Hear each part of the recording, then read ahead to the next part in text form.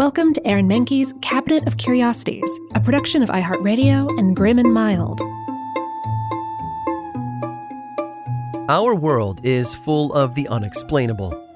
And if history is an open book, all of these amazing tales are right there on display, just waiting for us to explore. Welcome to the Cabinet of Curiosities.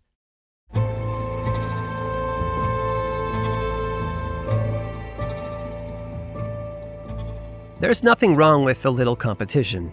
In fact, experts claim it drives both sides toward better innovation and improvement. Think about it. How would a professional athlete know how fast they could run if they didn't have a competitor to try and beat? Some of the great inventions of our day are a result of competition. The mobile computers we all have in our pockets would most likely not have arrived so soon if it weren't for the competition between a number of companies. And the war of the currents in the 1880s between alternating current and direct current gave us the home electrical systems we have today. So we can't fault Daniel Burnham for thinking about his own competition and wanting to do better. He was an architect with an unusual and rare project: take a massive section of Chicago and turn it into an attraction that would captivate the world.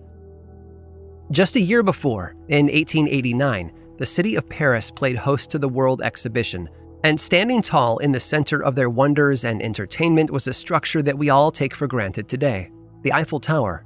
So with Chicago on the cusp of hosting their own World's Columbian exhibition, Daniel was in desperate need of something even bigger, more impressive than that. Thankfully, there were a lot of options submitted, but none seemed to sparkle with the wonder that he was aiming for.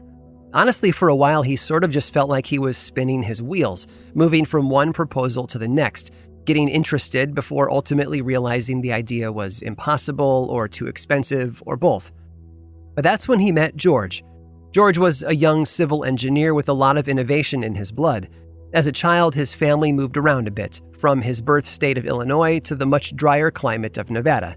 His father had been a horticulturalist, and in the 1870s took on the responsibility of beautifying Carson City by importing hundreds of trees from out east. George, though, wanted to build things. He spent a brief amount of time at the California Military Academy before pursuing his engineering degree. And by 1881, he was in that weird position so many college graduates find themselves in, even today, fully trained, hungry for opportunity, and looking for work. But instead of getting a job somewhere else, he hired himself by starting a company that tested the intricate steel structures of bridges.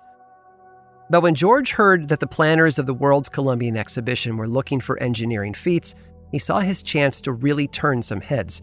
He drafted up his proposal and sent it over, and Daniel Burnham loved it. His fellow planners, though, weren't so sure. Was it spectacular? Absolutely. But how would it work? After all, it seemed to be far too complex to be viable. So when his idea was rejected, George insisted that it would work by providing studies that he paid for out of his pocket to prove the safety and functionality of the design.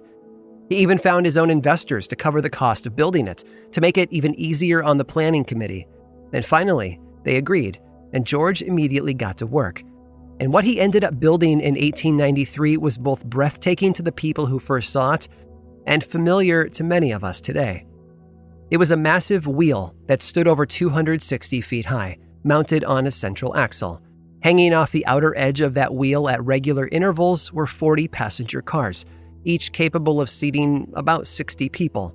It was like a giant metal spider web that just turned and turned, taking occupants on a steam-powered, circular 20-minute ride above Chicago.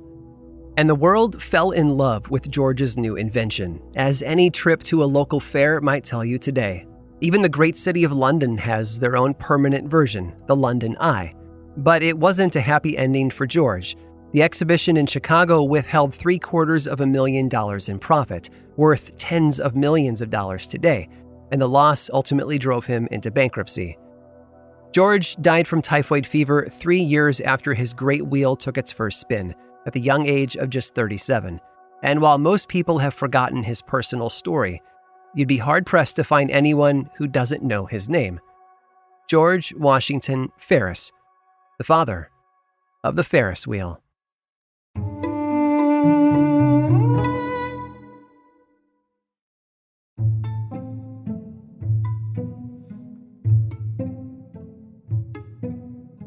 Death affects everyone differently. Not only do mourning rituals vary from culture to culture, but death itself can hit each individual in its own way. The loss of an estranged relative might not garner many tears, but losing a close friend who saw us through a bad time in our lives might cause intense heartache. Every death is unique, as are its effects on our mental health. One particular activity, though, has captivated mourners for hundreds of years. What started out as a way to literally raise the dead has now become a rite of passage for teenage girls everywhere. Its true origins are unknown, but historians can at least trace the practice back to a book called The Diary of Samuel Pepys. Samuel was a member of Parliament during the 17th century and began writing in his diary on New Year's Day of 1660. Over the course of the next 10 years, he kept a daily account of his days, including observations on things such as English politics and the arts of the time. However, on July 31st of 1665, Samuel recorded a particular story that had been told to him by a friend of his named Mr. Brisbane, who had witnessed something akin to witchcraft while in France.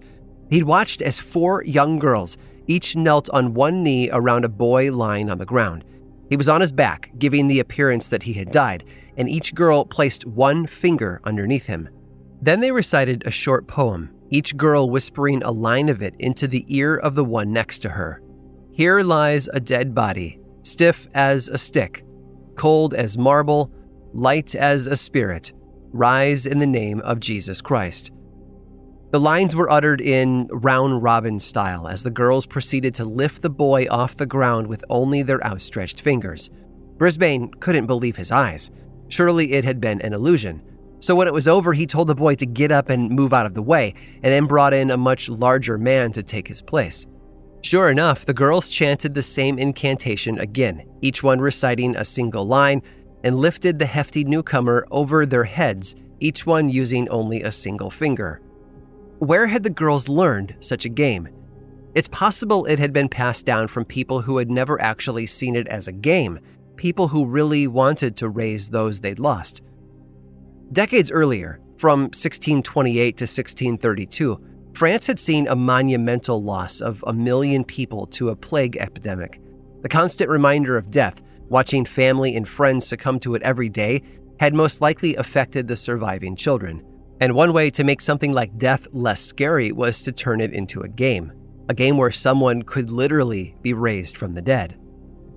Throughout history, other attempts to lift people with the lightest of touches has also been recorded, as in an 1857 volume by one Robert Conger Pell. In the book, Pell described how a man lying on a bench with his legs fully extended could be lifted by 2 people standing on each side of him. In order for the lift to be successful, though, the 2 men both needed to inhale at the same time, just before the lift. And in 1883, inventor and scientist David Brewster wrote about a similar experiment as Pell's. In Brewster's version, however, the subject being raised had to adhere to a set of rules. For one, they needed to be heavier than anyone else in the group. And second, the person was asked to lay across 2 chairs, with one to support his back and one to hold up his legs. 4 people then stood around him, 2 by his legs and 2 near his shoulders. Their first lift often went poorly, with no one able to get him in the air. It wasn't until everyone took a deep breath, including the person being lifted, that he was finally able to be hoisted with ease. It was as if the air in his lungs had turned him into a balloon. The exercise is still performed today, though it's not done by science-minded adults anymore. It's played as a game at places like slumber parties, and it goes by the catchy name of light as a feather, stiff as a board. Physics does the heavy lifting, with each person taking on an equal amount of the subject's body weight at the same time. Their coordinated efforts allow them to lift a person off the ground, as though they weigh almost nothing at all. And thankfully, there's no witchcraft required. I hope you've enjoyed today's guided tour of the Cabinet of Curiosities. Subscribe for free on Apple Podcasts or learn more about the show by visiting curiositiespodcast.com. This show was created by me, Aaron Mahnke, in partnership with How Stuff Works. I make another award-winning show called Lore, which is a podcast, book series, and television show, and you can learn all about it over at theworldoflore.com. And until next time, stay curious.